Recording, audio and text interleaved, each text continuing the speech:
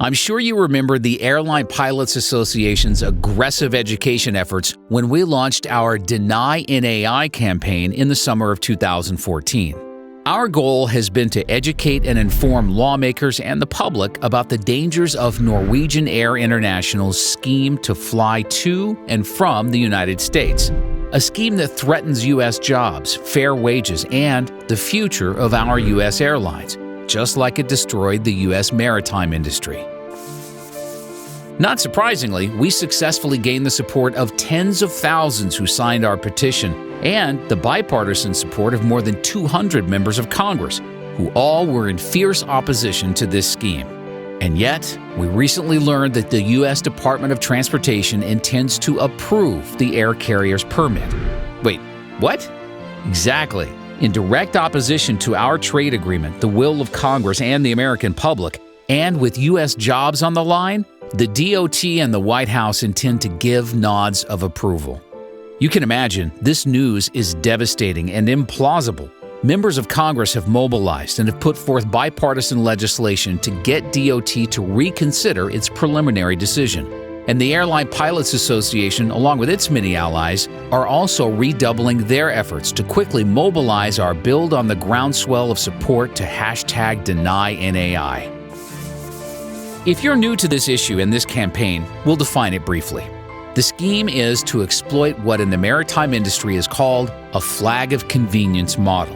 It started with one ship back in 1919 when an American ship flew another country's flag in order to bypass new maritime security and labor laws in the U.S.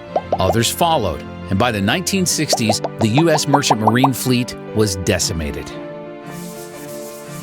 The CEO of Norwegian, himself a former maritime attorney, intends to export the maritime model to aviation, going around his home nation's employment laws and raising serious unanswered questions about international aviation policy. Here's what he's trying to do. Norwegian Air, headquartered in Norway, established a spin-off subsidiary as an Irish airline in order to avoid Norway's employment, tax, and labor laws. But it still calls itself Norwegian. This is the definition of a flag of convenience, and it gets worse.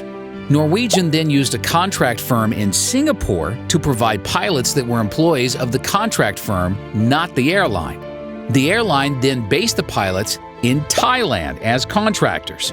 These pilots, like the flight crews, work under individual employment contracts and are compensated well below that of Norway-based pilots and flight attendants. With that convoluted formula for discounted labor, the CEO would like to compete directly with U.S. airlines on long-haul transatlantic routes. Of course he does, and he's trying everything possible to make that happen. But history has shown us exactly how this will affect U.S. airlines because it happened before with U.S. shipping, from 100,000 jobs to 2,500 jobs, the decimation of an entire industry. How could anyone let this happen again?